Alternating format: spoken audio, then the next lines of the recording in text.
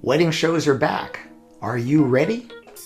Listen to this to find out what you need to know to get the most out of them. Welcome to another episode of the Wedding Business Solutions Podcast. I'm your host, Alan Berg, speaker, author, sales trainer, website reviewer, here to help you in your wedding and event business sell more, profit more, and have more fun doing it. Enjoy this episode. Welcome back to another episode of the Wedding Business Solutions Podcast. I have a topic today that was actually suggested by one of you. And I have this conversation a lot with people about wedding expos. We used to call them bridal shows. They're wedding expos. And what do you need to do to get the most out of them? I can give you the short answer. The short answer is if you are not using the list and not using it effectively, you're not getting the most out of it. Because the business that happens is not just what happens at the show, it's what happens before, at, and then after. So here's what you need to know. I actually do a presentation called 6 Steps to Wedding Show Success. You need to prepare your booth, obviously, but preparing your booth means knowing what other people are doing and looking different, not just to be different, but because you are different. People always say to me, what do I do to stand out? And then I go look at their booths and their booths look like everybody else's booths. So make sure they know who you are. So really good signage up high, not just the little paper sign that they give you to show you where your booth is, but your own professionally done sign with your logo, maybe even your web address, up high in the booth so they can see it even if it's full of people. And then you have to think about what's the visual there, right? You don't want a table out by the aisle that's some sort of barrier between you and people that are there. You want to make sure there's no barrier. So table, if there is one, goes to the very back, so people have to come in. I always say, unless you're going to do consultations in the booth, no chairs. You should not be sitting in your booth. If somebody's going to take a break, they're going to leave the booth. Same with eating. You don't eat in the booth, you eat outside the booth. And I understand some of you are there by yourself, so don't eat when people are there. Eat when something else is going on, when you can sneak a little bite of something. You need to be prepared with your elevator pitch. What are you going to say to people when they come to your booth? Are you going to go, hi, do you need a photographer? Right? That's not a good question. It's the same as when people walk into a retail store and they say, hi, can I help you? And you say, I'm just looking. Well, that's the wrong question. The question, because you came into the store, so you probably do need something or think you might need something. A better question is, hi, what can I help you find? That's a better answer in a retail store. Well, what about for you?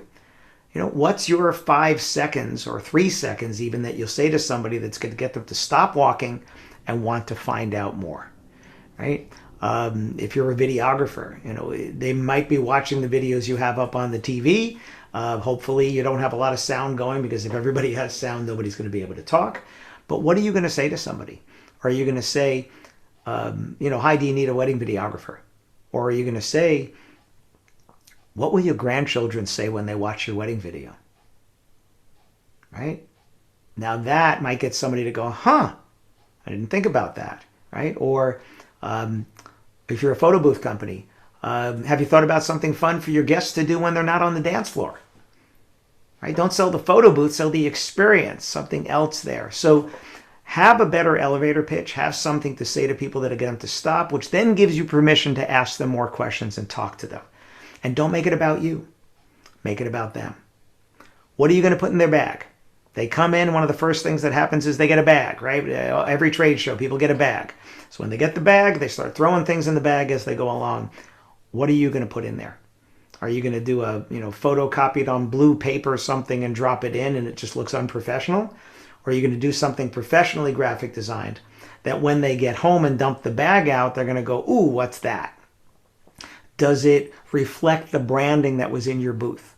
Does it have information that talks to them about the results of hiring you, not just the services? See, they always need your services, but they don't need you to do it. You want to talk about why people like them come to someone like you to get those results. So why do couples like you choose us for your wedding officiant? Why do couples like you choose us to be your wedding florist? Why do couples like you choose our catering? right? And then the answer is actually very short testimonials.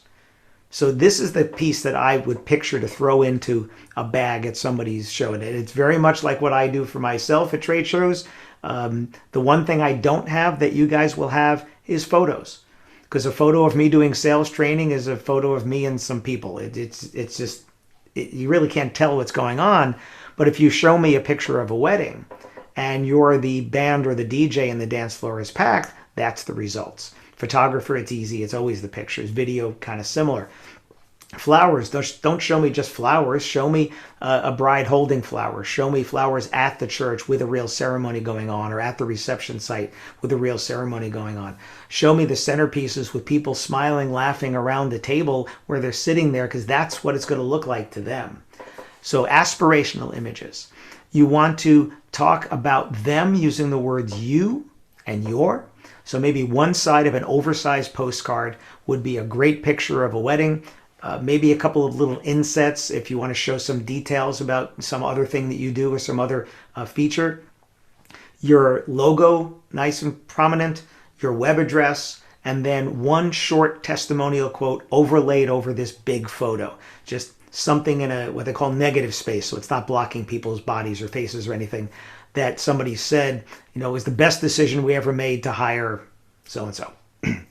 You turn it over and it says, why do couples like you choose us for your, again, whatever it is you do, for your transportation? Or why do brides like you choose us to get your wedding dresses?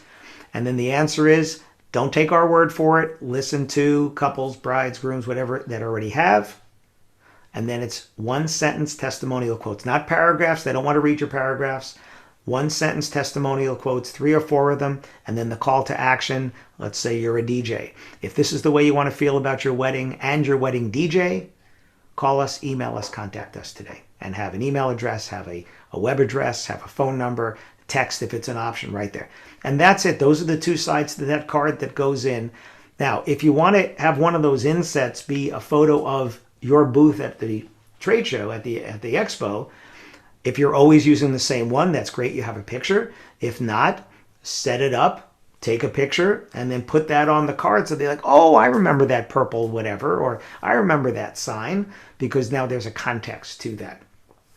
Prepare your follow-up before the show. One of the reasons that people don't use the list is because when the list comes, they're busy, and then they don't take the time or want to make the time to send out emails, or if you get mailing addresses, to send out postcards, or to make the phone calls. You have to be prepared before. When I do a show where I know I'm going to get a list, like say Wedding MBA, I'm going to have a list of people after the show, my email is created before the show. It's already done. And then all I need is the list to be able to send it out. So after the show, I have my list of people that I've spoken to or that came to the show. I can send that out right away. And I don't have to create it because it's already created. So there's no barrier to that. Matter of fact, I'm always bugging the folks from the shows where I do get lists to get them as soon as I can, because my emails are ready to go. I've sent my second email before most people sent their first. And this really is the most important thing. Follow up, follow up, follow up. Think of it like a sponge. You squeeze a sponge, you get some water. You squeeze it again, you get a little more water. Keep squeezing it, you get a little more, maybe a little less each time, but you're still getting, and you keep squeezing it till there's nothing left there. Because you want to get people to either tell you yes or no. No is an acceptable answer. Yes is the better answer, but no answer is no good. And then the last thing is you should have 4 lists when you leave a show. Now some of you are puzzled. 4 lists. Alan, what do you got to have 4 lists? Sales you made at the show. If you are not prepared to make sales, you're not going to make sales. You might make a sale of somebody that you've gotten an inquiry with, and then they come to the show. You might have even had a conversation with them, and then they come to the show. Be prepared to make the sale right there. And then other people come to these expos to buy. And if somebody came to buy, be prepared to take their deposit right there and write the deal. At least get the deposit and then follow up with paperwork. The second list is people you had a good conversation with and were able to make a follow-up appointment. In-person meeting, phone call, Zoom call, whatever. But you have a specific day and time that you are going to have this meeting with them. And you're going to follow up to make sure that they show up, because you will get some no-shows. The third list are people you had a conversation with. You were able to take some notes, but they weren't ready to make an appointment. So you want to follow up to try to get to that next step. Keep that conversation going and get to the next step. And then the fourth one is the list of everybody that came through the doors. So you take that list and remove the people that you made sales with, that you have appointments with, and that you had good conversations with, and then put those people into a campaign. You could use a drip campaign where it sends emails at certain intervals, but you want to put them into a campaign so that you can try to see if there's interest. My preference is that when you email those people, you send them on the link to a special page on your website that you created for that event. So I was at an event recently called Cater Source, and I offered my slides for people to come and get my slides for free. In order to do so, they had to fill out a little form, and they landed on a page that you can't find unless you had that link. It's called a hidden page. But that page had the logo from the conference. It had the slides from the conference. I talked about the conference. So there was context for people that specifically came to there. So when they landed on there, maybe it would encourage some of those people to want to take other steps, want other things, from me, services and products and things like that.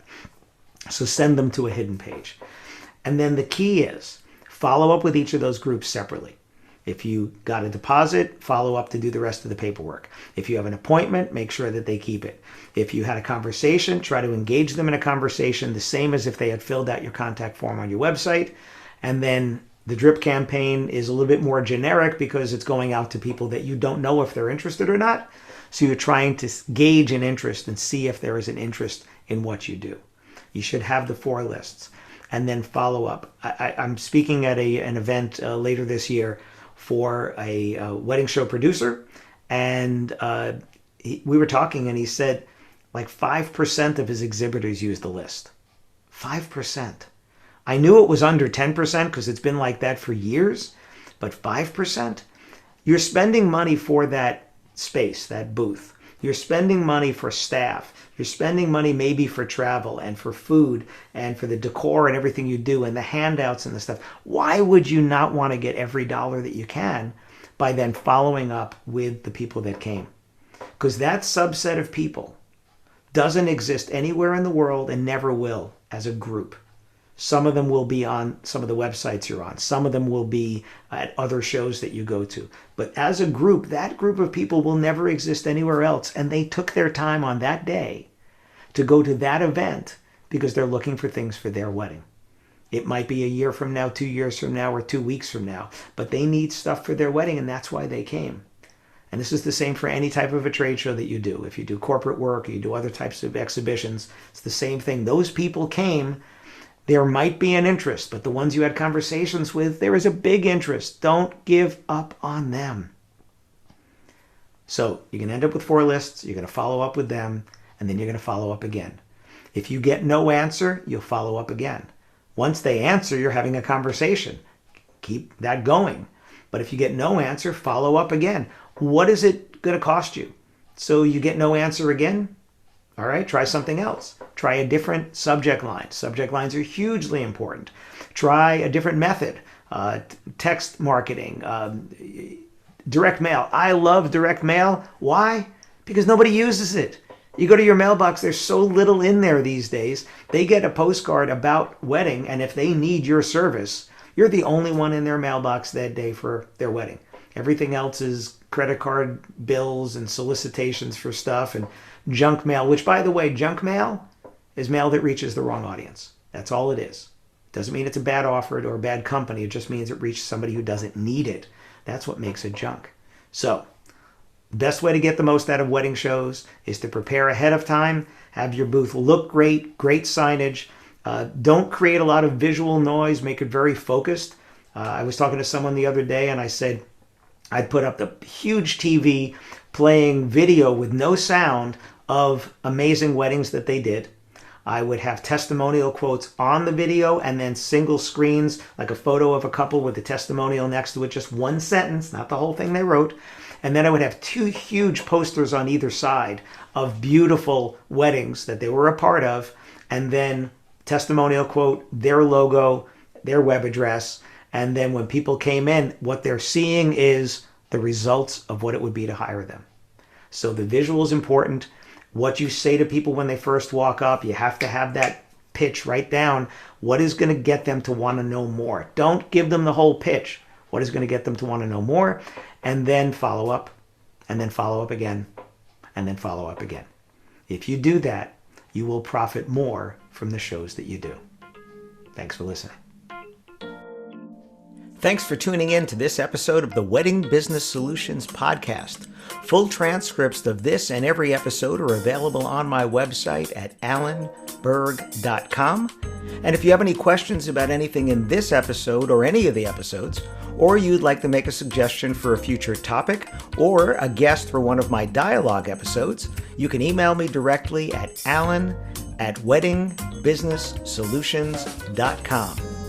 Please subscribe to this channel, post a review if your platform allows it, and if you don't get email updates of the latest episodes, as well as upcoming workshops and masterclasses that I have, you can join at connectwithalanberg.com.